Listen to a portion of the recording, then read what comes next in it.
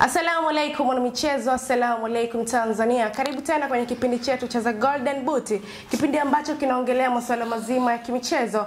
Leo tunaenda kuangalia ule mchezo ambao umewapa faraja tena mashabiki wa Simba Sports Club baada ya Simba Sports Club kuichapa Mbeya City magoli 3-0. Jina langu ni Rahma Bilali na humu ndani siko peke yangu, niko na mchambuzi wangu Leopard John ambaye atatupitisha kwenye masuala mazima ambayo tunaenda kuongelea.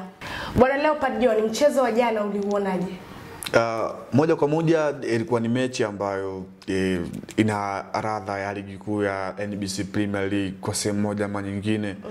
Though Simba aliingia kama vile title contender kwenye ule mchezo kutokana na ukubwa ambao yuko naye. Of course ilikuwa ni battle kati ya mwalimu Suleiman Matola na mwalimu Patrick wa kikosi cha Mbeya City ambaye ni kocha wa magolikipa ambaye anakaimu nafasi ambayo alikuwepo mwalimu Kea, namzungumzia Malale 50. Lakini Mbeya City waliingia na game plan ambayo binafsi nilikuwa sijaielewa. Waliingia na game plan ambayo ni ya kufanya mid block, yani walikuwa wanafanya pressing kuanzia katikati ya kiwanja and then wakiwaruhusu Simba kucheza kwenye eneo lao, halafu wao Mbeya City walikuwa wanapiga pasi nyingi kwenye eneo lao. Ile mfumo ambao walikuwa wameingia nao ulikuwa unawapa Simba kuweza kujaa kwenye eneo la timu pinzani huku wakiwa wana create chances nyingi. Ndio maana unakuja kuona kwenye dakika 20 za mwanzo Simba alikuwa amekwisha kupiga kona zaidi ya 4 kwenye kile kipindi. Kwa hiyo Simba ni kama vile alikuwa anapeleka mashambulizi mengi kwenye kikosi cha Mbeya City, wakati Mbeya City wao wakiwa wanaamini kwenye kujilinda zaidi. Baadaye kipindi cha pili mwalimu aliingia na mfumo mpya, na hili lilikuja mara baada ya kuwa pungufu kiwanjani. Vitalis Mayanga alionyesha kadi nyekundu ambayo kwa sehemu moja ama nyingine ilikuwa haistahili kuwa kadi nyekundu, lakini mwalimu aliingia na mfumo mwingine kwa sehemu moja ama nyingine. Kwa hiyo unakuja kuangalia falsafa ilibadilika. Unakuja kuangalia kwenye selection ya mwalimu wa Mbeya City Patrick, alikuwa na washambuliaji ambao walikuwa ni kama vile mfu. Mateo Anton alikuwa hayupo vizuri kwenye mchezo kwa siku ya jana, the same kwa Eliud Ambokile alikuwa hayupo chini ya kiwango. Lakini unaangalia kuna baadhi ya wachezaji ambao walikuwa wanajaribu kuonesha ubora wao kwenye kikosi cha Mbeya City. Kuna mtu alikuwa anaitwa ni kibana mdogo Domari Chibada, alikuwa anafanya kazi nzuri kwenye eneo la kiungo, alikuwa anajaribu kuwapa testi na ugumu viungo wa klabu ya Simba. Namzungumzia Yusuf Kagoma pamoja na Maodo Kante. Lakini pia kuna mlinzi mwingine ambaye alikuwa anacheza kwenye eneo la center back wa timu ya Mbeya City, namzungumzia Kevin King Upemba, alifanya kazi yake vizuri. Timu ilikuwa inafanya defending sana, alikuwa anapata kuchoka. Kwa hiyo ilikuwa ni mechi ambayo Simba aliutawala mchezo kwa asilimia kubwa na alistahili kupata hicho ambacho amekipata. Unafikiri Vitalis Mayanga alistahili ile kadi nyekundu?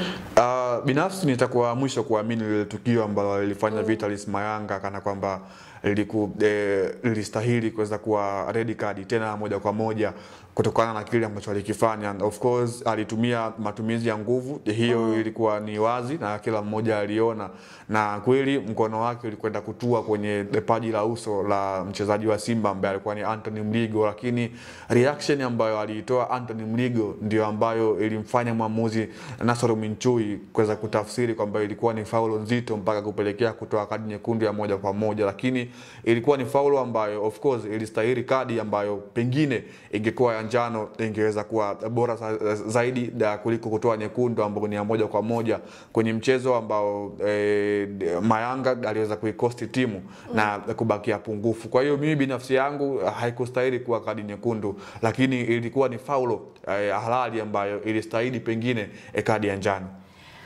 Simba ya jana umeionaje? Matola apewe timu? Of course kiuchezaji Simba imebadilika na aina ya selection ya kikosi ambayo mwalimu Matola alifanya ilikuwa ni tofauti na ile ambayo alikuwa nayo mwalimu Dimitri Pantev. Unakuja kutizama kwenye hicho ambacho kimetokea, matokeo mazuri ambayo wana Simba ni ambacho walikuwa wanakihitaji.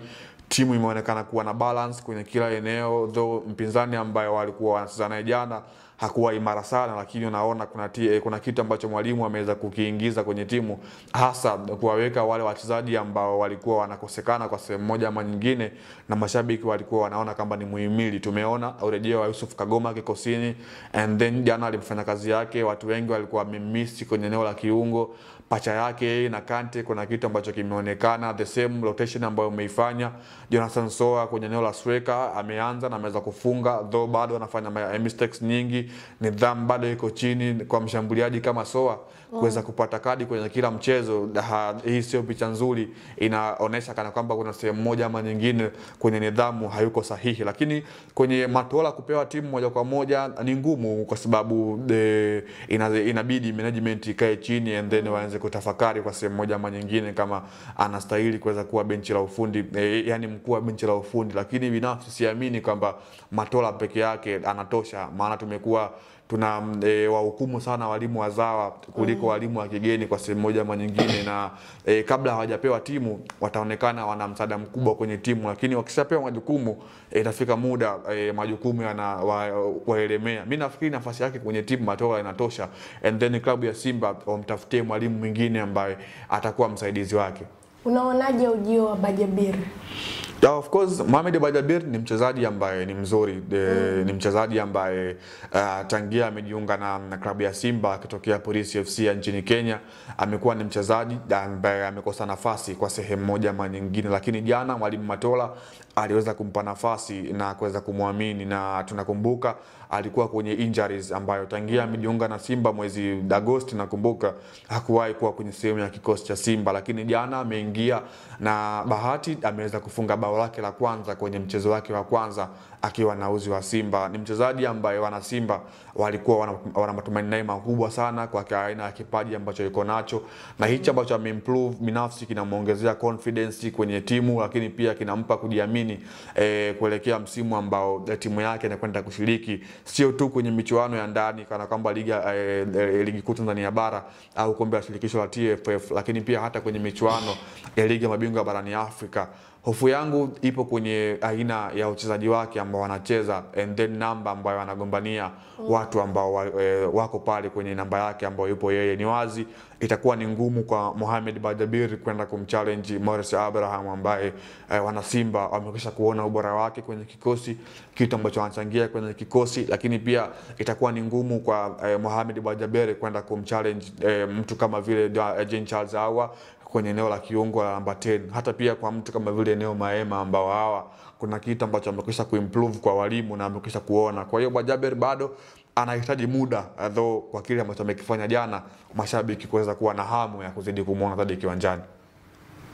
Mwanamchezo, hii The Golden Boot. Jina langu ni Rahma Bilali na humu ndani sikuwa peke yangu, nilikuwa na Leopard John.